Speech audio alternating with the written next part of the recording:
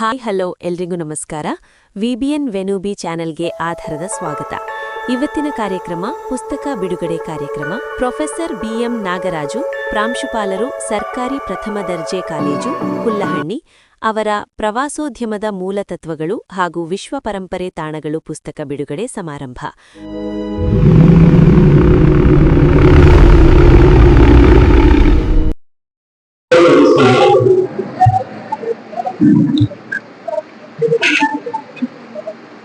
ಕರ್ನಾಟಕ ಸರ್ಕಾರ ಶಾಲೆಯ ಶಿಕ್ಷಣ ಇಲಾಖೆ ಸರ್ಕಾರಿ ಪ್ರಥಮ ದರ್ಜೆ ಕಾಲೇಜು ಹುಲ್ಲಹಳ್ಳಿ ನಮ್ಮ ಕಾಲೇಜಿನಲ್ಲಿ ಪ್ರೊಫೆಸರ್ ಬಿಎಂ ನಾಗರಾಜು, ಪ್ರಾಂಶುಪಾಲರು, ಸರ್ಕಾರಿ ಪ್ರಥಮ ದರ್ಜೆ ಕಾಲೇಜು ಹುಲ್ಲಹಳ್ಳಿ ಅವರ ಪ್ರವಾಸೋದ್ಯಮದ ಮೂಲತತ್ವಗಳು ಹಾಗೂ ವಿಶ್ವ ಪರಂಪರೆ ತಾಣಗಳು ಎಂಬ ಪುಸ್ತಕವನ್ನ ಸದಸ್ಯರಿಗೆ ಹಾಗೂ ವಿದ್ಯಾರ್ಥಿಗಳ ಹಿತದೃಷ್ಟಿಯಿಂದ ಇಂದು ಬಿಡುಗಡೆ ಕಾರ್ಯಕ್ರಮವನ್ನು ನಮ್ಮ ಕಾಲೇಜಿನಲ್ಲಿ ಹಮ್ಮಿಕೊಂಡಿದ್ದಾರೆ.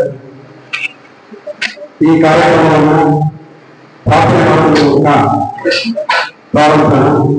ಪ್ರಾರ್ಥನೆ ಮಾಡಬೇಕಾಗಿ ಅಭಿಷೇಕ್ BBA ವಿದ್ಯಾರ್ಥಿಗಳನ್ನ ಕೇಳ್ಕೊಳ್ತೇವೆ.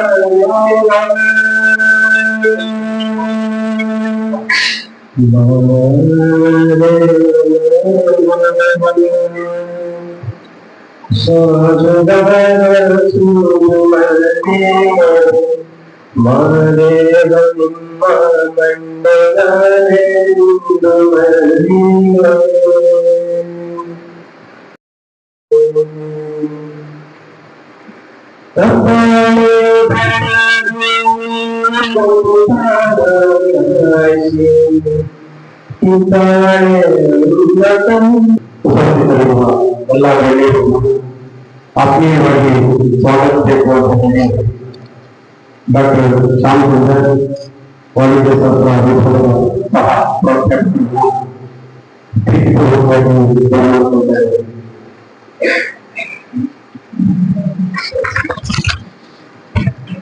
ಎಲ್ಲರಿಗೂ ಪೂರ್ವಕ ನಮಸ್ಕಾರಗಳು.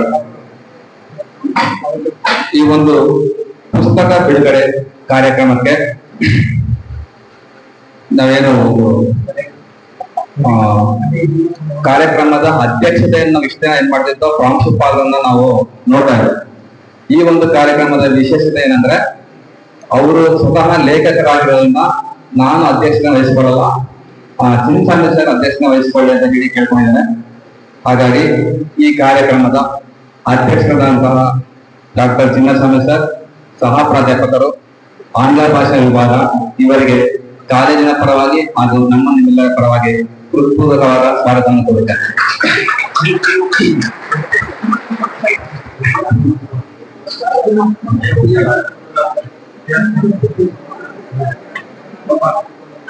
ಒಂದು ಮಾತು ಹೇಳ್ಬೇಕಂದ್ರೆ, ನಾವು ಯಾರೋ ಒಬ್ಬರ ಬಗ್ಗೆ ಅವರ ಅನುಪಸ್ಥಿತಿಯಲ್ಲಿ ಒಳ್ಳೇದು ಹೇಳೋದು ಕಡಿಮೆ, ಅನುಪಸ್ಥಿತಿಯಲ್ಲಿ ನಾವು ಕರೀಲಿಕ್ಕೆ ಅಂತ ಹೇಳಿ ಅವ್ರ ಮನೆಗೆ ಹೋಗುದು. ಅವ್ರ ಮನೆಗೆ ಹೋದಾಗ ಅವ್ರ ಅಣ್ಣವ್ರಿದ್ರು, ಅವರು ತುಂಬಾ ಅತಿಥಿ ಸತ್ಕಾರ ಮಾಡಿದ್ರು.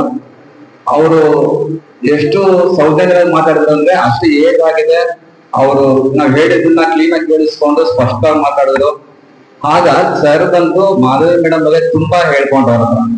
ಯಾಕಂದ್ರೆ ಮೇಡಮ್ ಇರ್ಲಿಲ್ಲ, ಮೇಡಮ್ ಅನುಪಸ್ಥಿತಿಯಲ್ಲಿ ಮೇಡಮ್ ಬಗ್ಗೆ, ಅವರ ಸಾಧನೆ ಬಗ್ಗೆ ಅವ್ರ ಅಮ್ಮನ ಹತ್ರ ಸರ್ ಹೇಳ್ಕೊಂಡಾಗ ನಾನು ಅನಿಸ್ತು, ನಿಜವಾಗ್ಲೂ ಇವತ್ತಿನ ಒಂದು ಕಾರ್ಯಕ್ರಮಕ್ಕೆ ಒಳ್ಳೆ ವ್ಯಕ್ತಿ ಅತಿಥಿಗಳಾಗಿ ಬಂದಿದ್ದಾರೆ ಅಂತ ಅನಿಸ್ತು. ಅದಲ್ದೇನೆ ಅವರ ಜೊತೆ ಒಡನಾಟ ಹೊಂದಿರುತ್ತಂತಹ ಸಹೋದ್ಯೋಗಿನೂ ಆಗಿದ್ದಂತಹ ಮಂಜುನಾಥ್ ಸರ್ ಸಹ ಆಗ ಹೇಳ್ತಾ ಇರ್ತಾರೆ ಆ ಮಾಧವಿ ಮೇಡಮ್ ಬಗ್ಗೆ. ಯಾಕಂದ್ರೆ ನಾವು ಗೊತ್ತಿಲ್ಲ, ನಾನ್ ಥರ್ಡ್ ಪರ್ಸನ್, ವೈಯಕ್ತಿಕ ಅವ್ರ ಪರಿಚಯ ಇಲ್ಲ ಹಾಗೆ. ಆಮೇಲೆ ಅವ್ರ ಕಾಲೇಜ್ ಮಾಡ್ತಾ ಇರೋ, ಅವ್ರ ಕಾಲೇಜಲ್ಲಿ KR ನಗರ ಗೌರ್ಮೆಂಟ್ ಡಿಗ್ರಿ ಕಾಲೇಜಲ್ಲಿ ಏನಿದ್ದಾರೆ ಅಲ್ಲೇ ನಮ್ಮ ಮಿತ್ರರು ಸಹ ಇದ್ದಾರೆ, ಅವರು ಸಹ ಒಳ್ಳೆ ಅಭಿಪ್ರಾಯ ಹೇಳ್ತಾರೆ ಮೇಡಮ್ ಬಗ್ಗೆ. ಹಾಗಾಗಿ ಈ ಕಾರ್ಯಕ್ರಮಕ್ಕೆ ಮೇಡಮ್ ಅವ್ರನ್ನ ನಾವು ಆಹ್ವಾನಿಸೋದ್ರಿಂದ ನಿಜವಾಗ್ಲೂ ನಮ್ಗೆ ಒಂದು ತುಂಬಾ ಭಾಗ್ಯ ಅಂತ ಅನ್ಬೋದು. ಹಾಗಾಗಿ ಈ ಒಂದು ಪುಸ್ತಕ ಬಿಡುಗಡೆ ಕಾರ್ಯಕ್ರಮಕ್ಕೆ ಆಗಮಿಸಬೇಕು ಅಂತ ಕೇಳ್ಕೊಂಡಾಗ ಡಾಕ್ಟರ್ ಮಾಧವಿ ಮೇಡಮ್ ಅವರು ಸಂತೋಷದಿಂದ ಒಪ್ಕೊಂಡಿದ್ದಾರೆ.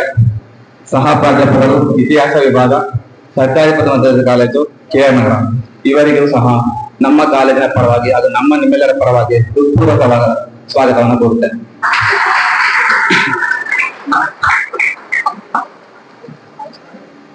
ಎಲ್ಲಾ ಕಾರ್ಯಕ್ರಮಗಳಲ್ಲೂ ಸಾಮಾನ್ಯವಾಗಿ ವಿದ್ಯಾರ್ಥಿಗಳನ್ನ ಕೇಂದ್ರ ಬಿಂದು ಅಂತ ಹೇಳ್ತೀವಿ.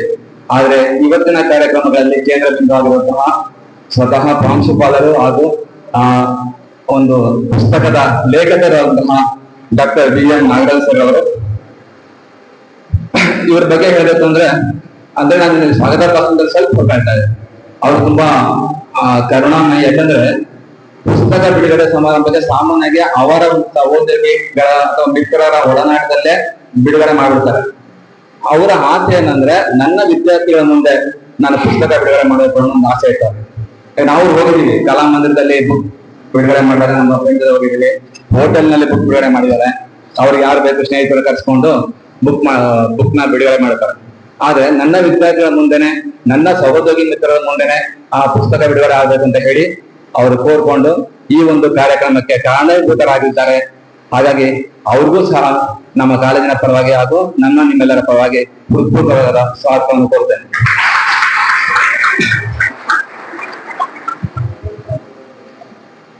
ಈ ಸಮಾರಂಭದಲ್ಲಿ ಉಪಸ್ಥಿತರಾದಂತಹ ನಮ್ಮ ಕಾಲೇಜಿನ ಹಿರಿಯ ಪ್ರಾಧ್ಯಾಪಕರು, ಅರ್ಥಶಾಸ್ತ್ರ ವಿಭಾಗದ ಮುಖ್ಯಸ್ಥರು ಆದಂತಹ ಡಾಕ್ಟರ್ ಲೋಕೇಶ್ NN ಸರ್, ಇವರು ನಮ್ಮ ಕಾಲೇಜಿನ ಪ್ರಾಂಶುಪಾಲ ಬುಕ್ಕಲ್ಲಿ ಹೇಳ್ಕೊಂಡಿದ್ದಾರೆ. ಮುಂದೆ ನನ್ನ ಕಾಲೇಜಿನ ಆಡಳಿತಾತ್ಮಕ ವಿಷಯದಲ್ಲಿ ಅಥವಾ ಯಾವುದೇ ಇನ್ನಿತರ ವಿಷಯದಲ್ಲಿ ನನಗೆ ಸಲಹೆಗಳನ್ನ ನೀಡ್ತಾ ಇರ್ತಾರೆ, ಮಾರ್ಗದರ್ಶನಗಳನ್ನ ನೀಡ್ತಾ ಇರ್ತಾರೆ ಅಂತ ಹೇಳಿ ಆ ಬುಕ್ಕಲ್ಲಿ ಮುನ್ನುಡಿ ಕರ್ಕೊಂಡಿದ್ದಾರೆ ಸರ್.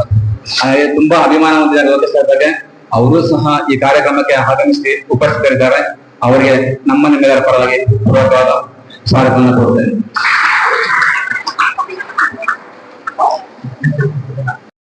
ಪರಿಚಯ ಮಾಡಿಕೊಳ್ಳೋದ್ರ ಜೊತೆಗೆ ಇವು ಸರ್ ಕೊಟ್ಟಂತಹ ಕೆಲವೊಂದು ಏನೋ ವಾಕ್ಯಗಳನ್ನ ಸರಿ ಮಾಡ್ಕೊಳ್ಳೋದಿರಬಹುದು. DDP ವರ್ಕ್ ಅಂತ ಹೇಳಿ ಆ DDP ವರ್ಕ್ ಅಲ್ಲಿ ಇವರು ಸಹ ತಮ್ಮ ಅಮೂಲ್ಯವಾದ ಒಂದು ಕಾಣಿಕೆಯನ್ನು ಸಲ್ಲಿಸಿದ್ದಾರೆ. ಅದನ್ನ ಅವರು ಸ್ಮರಿಸಿಕೊಂಡಿದ್ದಾರೆ ಬುಕ್ಕಲ್ಲೂ ಸಹ. ಹಾಗಾಗಿ ನಮ್ಮ ಜಯಕುಮಾರ್ ಸರ್ ಅವರಿಗೆ ಈ ಕಾರ್ಯಕ್ರಮದ ಪರವಾಗಿ ಹೃತ್ಪೂರ್ವಕವಾದ ಸ್ವಾಗತವನ್ನು ಕೋರ್ತಾ ಇದ್ದಾರೆ. ಕನ್ನಡ ಇರೋದು ಅಂದ್ರೆ ಯಾವುದೇ ಒಂದು ಗ್ರಾಮರ್ ಮಿಸ್ಟೇಕ್ಸ್ ಆಗಿರ್ಬೋದು, ಸ್ಪೆಲ್ಲಿಂಗ್ ಮಿಸ್ಟೇಕ್ಸ್ ಆಗಿರ್ಬೋದು, ಪ್ರತಿಯೊಂದನ್ನು ಸಹ ಲೈನ್ ಟು ಲೈನ್ ಕರೆಕ್ಷನ್ ಮಾಡ್ಕೊಡೋದು ಮಂಜುನಾಥ್ ಸರ್. ಹಾಗಾಗಿ ಅವ್ರ ಬಗ್ಗೆ ತುಂಬಾ ಅಭಿಮಾನದಿಂದ ಆ ಬುಕ್ ಅಲ್ಲಿ ಬರ್ಕೊಂಡಿದ್ದಾರೆ ಸರ್. ಅವರು ಸಹ ಈ ಒಂದು ಸಮಾರಂಭಕ್ಕೆ ಉಪಸ್ಥಿತರಾಗಿದ್ದಾರೆ. ಅವ್ರಿಗೆ ನಿಮ್ಮೆಲ್ಲರ ಪರವಾಗಿ ಸ್ವಾಗತವನ್ನು ಕೋರ್ತೇನೆ.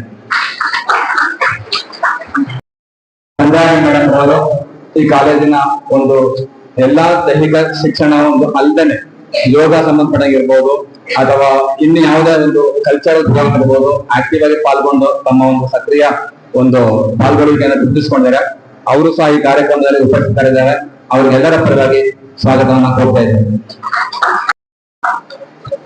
ಶ್ರೀ ಚಂದ್ರಶೇಖರ್ ಸರ್, ಶಾಸ್ತ್ರ ವಿಭಾಗ, ಇವರಿಗೂ ಸಹ ನಿಮ್ಮೆಲ್ಲರ ಪರವಾಗಿ ಈ ಕಾರ್ಯಕ್ರಮಕ್ಕೆ ಸ್ವಾಗತವನ್ನು ಕೋರುತ್ತೇನೆ.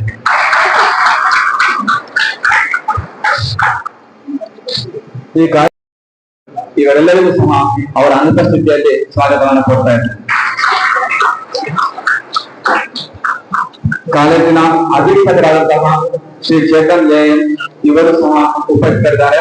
ಇವರಿಗೂ ಸಹ ನಮ್ಮೆಲ್ಲರ ಪರವಾಗಿ ಕಾರ್ಯಕ್ರಮಕ್ಕೆ ಸ್ವಾಗತವನ್ನು ಕೋರ್ತಾ ಇದ್ದೇನೆ. ಕಚೇರಿ ಸಿಬ್ಬಂದಿಗಳಾದಂತಹ ಡಿಸೈನ್ ಮೇಡಮ್ ಬಂದಿದ್ದಾರೆ, ಶಿವರಾಜ್ ಸರ್, ಶಿವರತ್ನ ಮೇಡಮ್ ಬಂದಿದ್ದಾರೆ. ನಿಮ್ಮೆಲ್ಲರಿಗೂ ಸಹ ಈ ಕಾರ್ಯಕ್ರಮಕ್ಕೆ ಹೃತ್ಪೂರ್ವಕ ಸ್ವಾಗತ ಕೋರುತ್ತೇನೆ. ಈ ಕಾಲೇಜಿನ ಅತಿಥಿ ಉಪನ್ಯಾಸಕರಾದಂತಹ ಮಹೇಶ್ ಸರ್ ಅವರು ಬಂದಿದ್ದಾರೆ, ರಾಜಶೇಖರ್ ಸರ್ ಬಂದಿದ್ದಾರೆ, ಮತ್ತೆ ನಿರ್ಮಾಣ ಶಾಸ್ತ್ರ ವಿಭಾಗದ ಅತಿಥಿ ಉಪನ್ಯಾಸಕರು ಸಹ ಬಂದಿದ್ದಾರೆ, ವೇಣು ಇದ್ದಾರೆ, ಮೇಡಮ್ ಇದ್ದಾರೆ. ಎಲ್ಲರಿಗೂ ಸಹ ಈ ಕಾರ್ಯಕ್ರಮಕ್ಕೆ ಮತ್ತೊಮ್ಮೆ ನಾನು ಸ್ವಾಗತವನ್ನ ಕೋರ್ತಾ ಇದ್ದಾರೆ. ಹಾಗೂ ಮೂರ್ತಿ ಅವರು ಬಂದಿದ್ದಾರೆ ಟಿವಿ ಚಾನೆಲ್ ಇಂದ, ಅವರು ಸಹ ಕಾಲೇಜಿನ ಪರವಾಗಿ ಸ್ವಾಗತವನ್ನು ಕೋರ್ತಾ ಇದ್ದಾರೆ. ಸಿಬ್ಬಂದಿ, ಬೋಧಕೇತರ ಸಿಬ್ಬಂದಿ ಹಾಗೂ ಅತಿಥಿ ಉಪನ್ಯಾಸಕರು ಅಲ್ಲದೇ ಈ ಕಾರ್ಯಕ್ರಮಕ್ಕೆ ಹೆಚ್ಚಿನ ಸಂಖ್ಯೆಯಲ್ಲಿ ವಿದ್ಯಾರ್ಥಿನಿಯರು ಸಹ ನೀವು ಆಗಮಿಸಿದ್ರ ಈ ಕಾರ್ಯಕ್ರಮವನ್ನು ಯಶಸ್ವಿಯಾಗಿ ನಡೆಸೋಕೆ ಪ್ರಾಂಶುಪಾಲರ ಪ್ರೀತಿಗೆ ಕಾರಣಕರ್ತರಾಗಬೇಕಂತ ಕೇಳ್ಕೊಳ್ತಾ ಈ ಒಂದು ಕಾರ್ಯಕ್ರಮ ಒಂದು ಒಳ್ಳೆ ಉದ್ದೇಶನ ಈಡೇರಿಸಿಕೊಂಡು ನಾವು ಮಾಡ್ತಾ ಇದ್ವಿ. ಅದೆಲ್ಲವೂ ಸ್ಫೂರ್ತಿ ನೀಡಿ ಅಂತ. ಯಾಕಂದ್ರೆ ಈಗ ಕೆಲವು ರಿಟೈರ್ಮೆಂಟ್ ಏಜ್ ಅಲ್ಲಿ ಒಂದು ಬುಕ್ ಬರೀತಾ ಇದಾರೆ. ನಾವೆಲ್ಲ ಯಂಗ್ಸ್ಟರ್ಸ್ ಇದೀವಿ, ನಾವ್ ಇನ್ನೂ ಬುಕ್ ಬರೆಯಕ್ ಸ್ಟಾರ್ಟ್ ಮಾಡಿಲ್ಲ, ಆಯ್ತಾ. ಇವರ ಒಂದು ನಡವಳಿಕೆಯಿಂದ ನಮಗೂ ಸಹ ಪ್ರೇರಣೆ ಅಂತ ಹೇಳಿ ನಾನು ಭಾವಿಸ್ತಾ ಈ ಒಂದು ಸ್ವಾಗತ ಕಾರ್ಯಕ್ರಮನ ಸ್ವಾಗತವನ್ನ ವೇದಿಕೆಯಲ್ಲಿ ಉಪಸ್ಥಿತರಿರುವ ಅತಿಥಿ ಗಣ್ಯರ ಕಿರುಪರಿಚಯದ ಮೂಲಕ ಬಹಳ ಆತ್ಮೀಯವಾಗಿ ನಿರ್ವಹಣೆ ಮಾಡಿದಂತಹ ಪ್ರೊಫೆಸರ್ ಶ್ಯಾಮ್ ಸುಂದರ್ ಅವರಿಗೂ ಕೂಡ ಕಾರ್ಯಕ್ರಮದ ಪರವಾಗಿ ಸ್ವಾಗತವನ್ನ ಕೋರ್ತೇನೆ ಹಾಗೂ ಅವರಿಗೆ ಧನ್ಯವಾದಗಳು.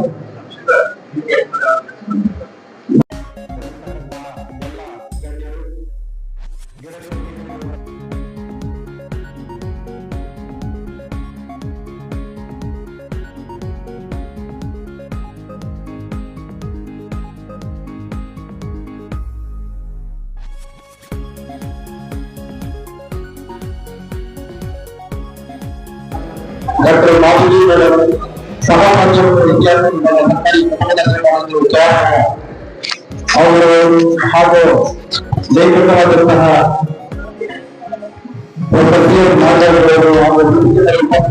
ಎಲ್ಲ ಗಣ್ಯರು ಪುಸ್ತಕವನ್ನ ಲೋಕಕ್ಕೆ ಸಮರ್ಪಣೆ ಮಾಡಬೇಕು ಅಂತ ಹೇಳಿ ಈ ಸಂದರ್ಭದಲ್ಲಿ ವಿನಂತಿ ಮಾಡಿಕೊಳ್ತಾರೆ.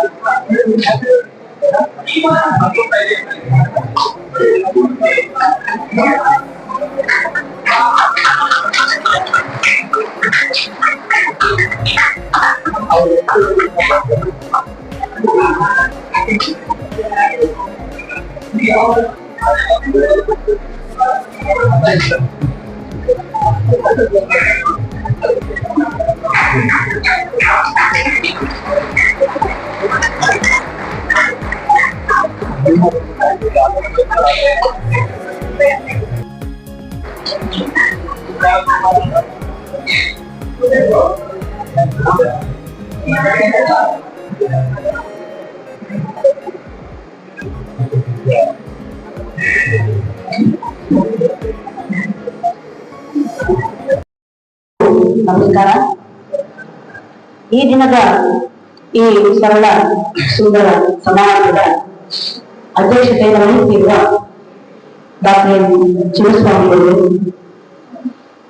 ಹಾಗೂ ಈ ದಿನದ ಕಾರ್ಯಕ್ರಮದ ಕೇಂದ್ರ ಬಿಂದುಗಳಾಗಿರುವ ಈ ದಿನ ವಿಧೀಕರಣ ಬಿಡುಗಡೆಯಾದ ಕೃತಿಯ ಲೇಖಕರು ಆಗಿರುವ ಹಿರಿಯ ಪ್ರಾಧ್ಯಾಪಕರು, ಈ ಕಾಲೇಜಿನ ಪ್ರಾಂಶುಪಾಲರು ಹಾಗೂ ನನಗೆ ಆತ್ಮೀಯರು ಆಗಿರುವ ಪ್ರೊಫೆಸರ್ BM ನಾಗರಾಜ್ ಅವರು, ನನ್ನ ಕಾರ್ಯಕ್ರಮವನ್ನ ನಿರೂಪಣೆ ಮಾಡಿದಂತಹ ಶ್ಯಾಮ್ ಸುಂದರ್ ಅವರೇ, ಈ ದಿನ ವೇದಿಕೆಯ ಉಪಸ್ಥಿತರಿರುವ ಡಾಕ್ಟರ್ ಲೋಕೇಶ್ ಅರ್ಥಶಾಸ್ತ್ರ ವಿಭಾಗದ ಪ್ರಾಧ್ಯಾಪಕರು, ಡಾಕ್ಟರ್ ಜಯಕುಮಾರ್ ಅವರು ಗ್ರಂಥಪಾಲಕರು, ಶ್ರೀ ಮಂಜುನಾಥ್ HM ನನ್ನ ಆತ್ಮೀಯ ಕಿರಿಯ ಮಿತ್ರರು, ಕಾಲೇಜಿನ ಎಲ್ಲ ವಿಭಾಗಗಳ ಮುಖ್ಯಸ್ಥರು, ಆಡಳಿತ ಸಿಬ್ಬಂದಿ ವರ್ಗದವರು ಹಾಗೂ ಪ್ರೀತಿಯ ವಿದ್ಯಾರ್ಥಿನಿಯರು,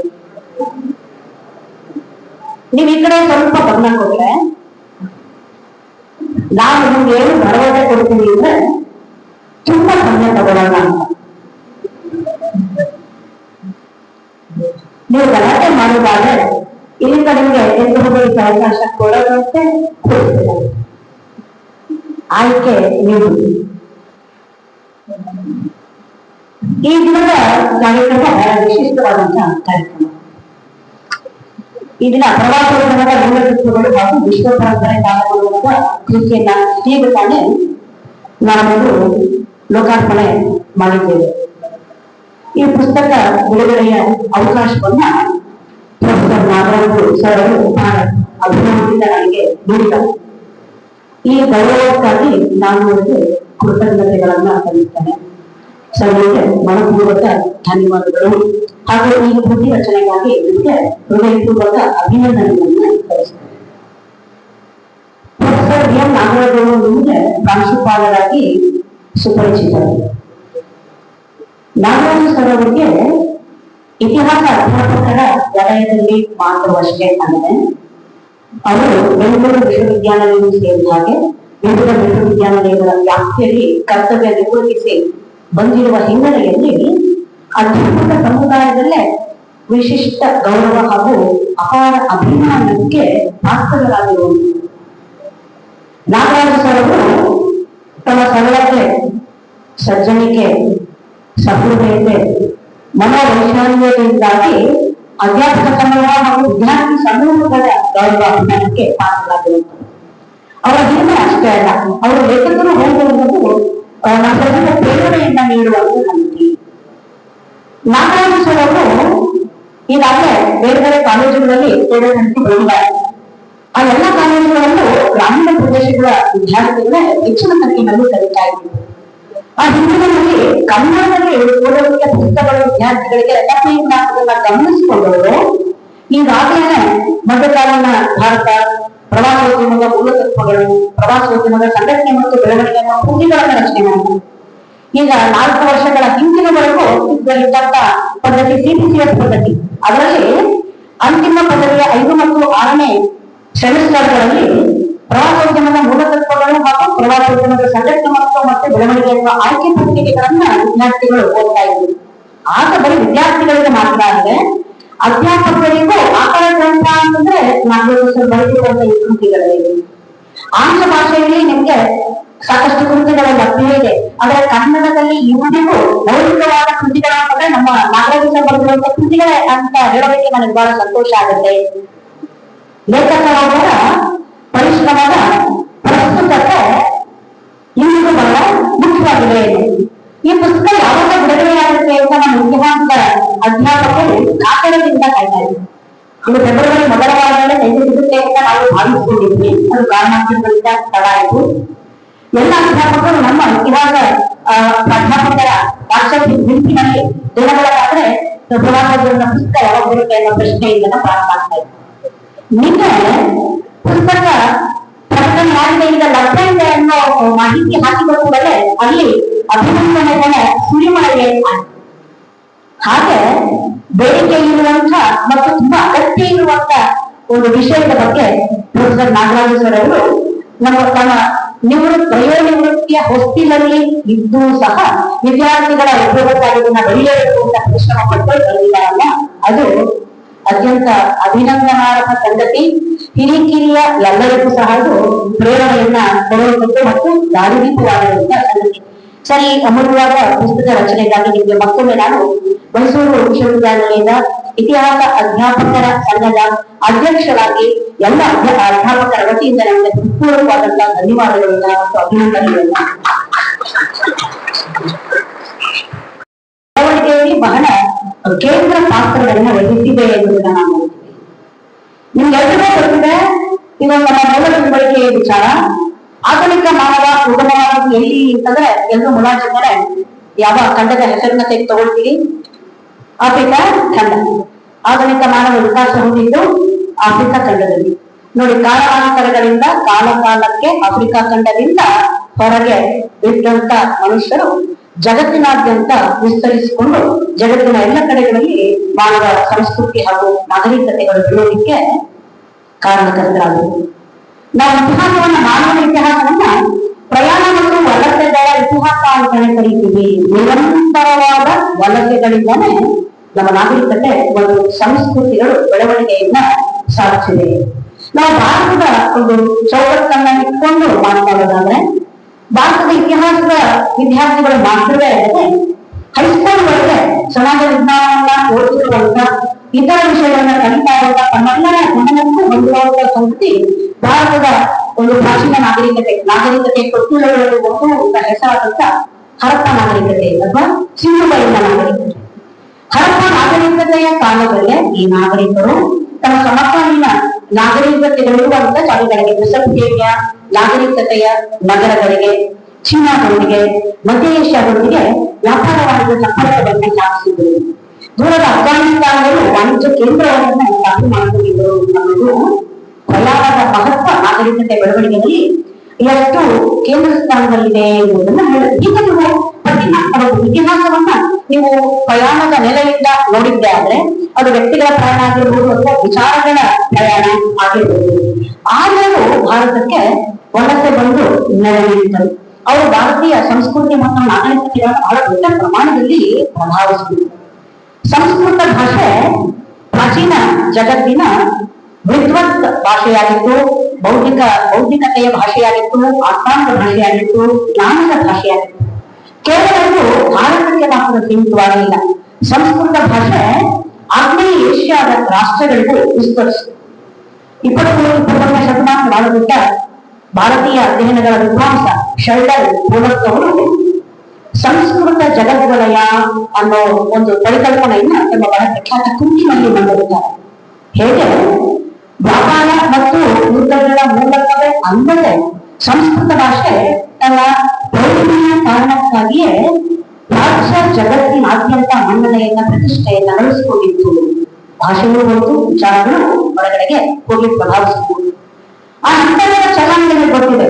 ಸಾಮಾನ್ಯ ಶಕಪೂರ್ವ 6ನೇ ಶತಮಾನದಲ್ಲಿ ಗೌತಮ ಬುದ್ಧ ಬೋಧಿಸಿದಂತ ಬೌದ್ಧ ಮತ ಬೌದ್ಧಿಕ ಸಂವಿಧಾನವನ್ನು ರಚಿಸುವಲ್ಲಿ ಬಹಳ ಮಹತ್ವದ ಪಾತ್ರವನ್ನು ವಹಿಸಿತು.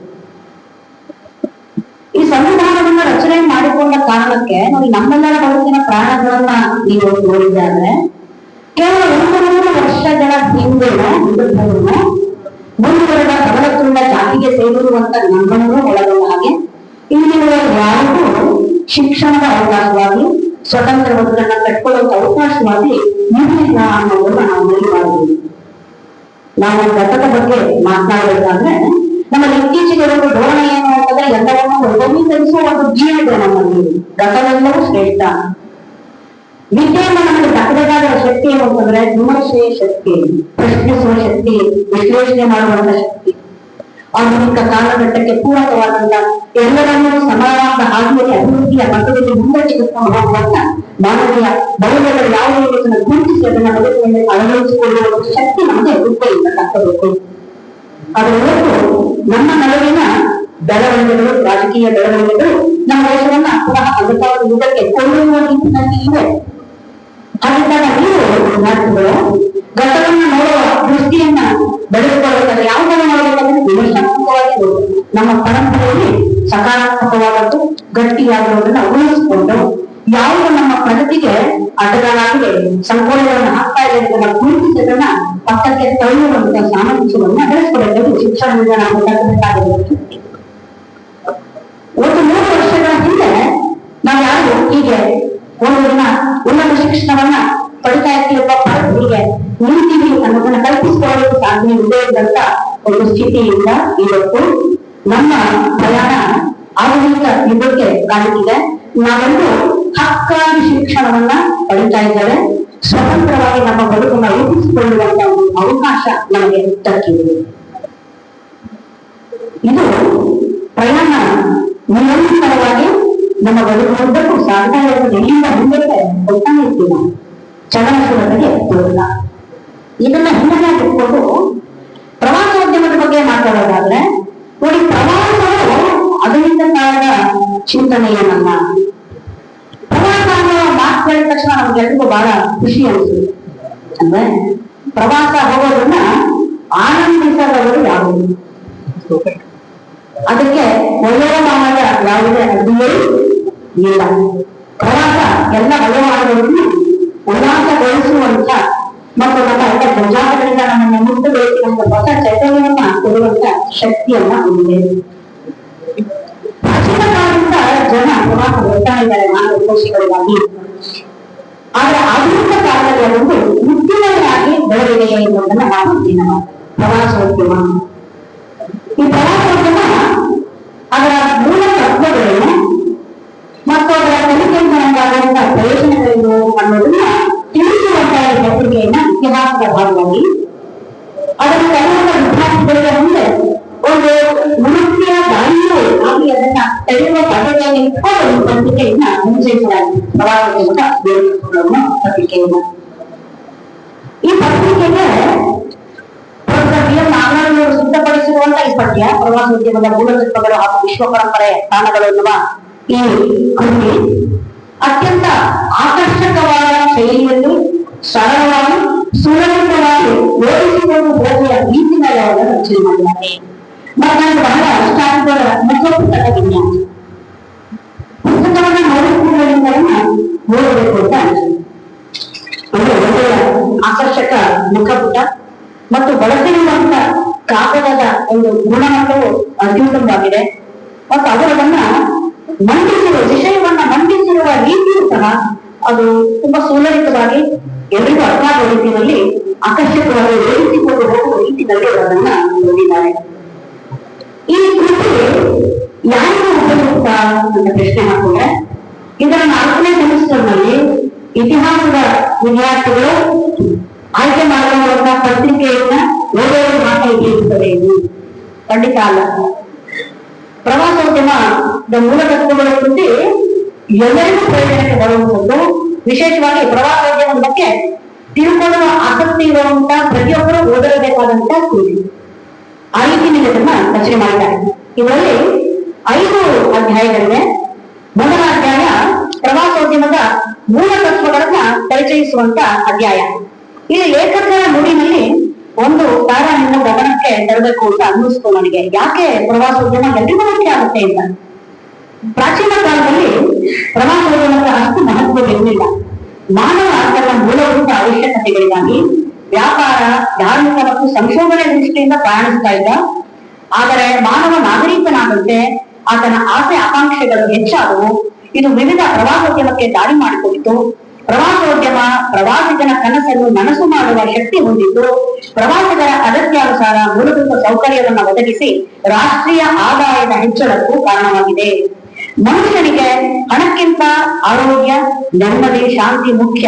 ಅದಕ್ಕಾಗಿ ತಾನು ಗಳಿಸಿದ ಹಣವನ್ನು ಪ್ರವಾಸಿ ತಾಣದಲ್ಲಿ ವೆಚ್ಚ ಮಾಡಲು ಉತ್ಸುಕನಾಗಿದ್ದಾನೆ. ಹಾಗಾಗಿ ಪ್ರವಾಸೋದ್ಯಮ ಶರವೇಗದಲ್ಲಿ ಬೆಳೆಯುತ್ತಿರುವ ಒಂದು ಬೃಹತ್ ಉದ್ದಿಮೆಯಾಗಿ ಮಾರ್ಪಟ್ಟಿದೆ.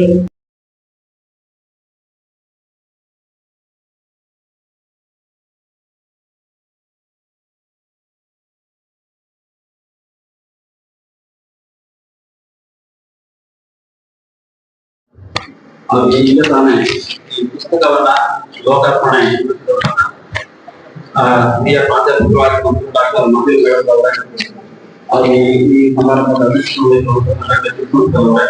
ಅವ್ರನ್ನ ಎಲ್ಲ ಅಧ್ಯಾಪಕ ಮಿತ್ರರೇ ಮತ್ತು ವಿದ್ಯಾರ್ಥಿನಿಯರು. ಪ್ರವಾಸೋದ್ಯಮ ಪುಸ್ತಕದ ಮುಖ್ಯ ಉದ್ದೇಶ ದೇಶ ವಿದೇಶಗಳ ಮತ್ತು ನಗರಗಳ ಐತಿಹಾಸಿಕ ಸ್ಥಳಗಳ ನಿರ್ಮಾಣಗಳ ಎಲ್ಲ ಒಂದು ಮಾಹಿತಿಯನ್ನ ನಿಮಗೆ ನೀಡುವಂಥದ್ದು ಮತ್ತು ಆ ನಗರಗಳ ಪ್ರಕೃತಿಯ ಸೌಂದರ್ಯ ಬಗ್ಗೆ ವರ್ಣಿಸುವಂಥದ್ದು ಮತ್ತೆ ಅದರ ಆಹಾರ ಪದ್ಧತಿಗಳಲ್ಲಿ ಕಾರಣ ನೀವು ಯಾವುದೇ ಮಾತಾಡುವ ದಯವಿಟ್ಟು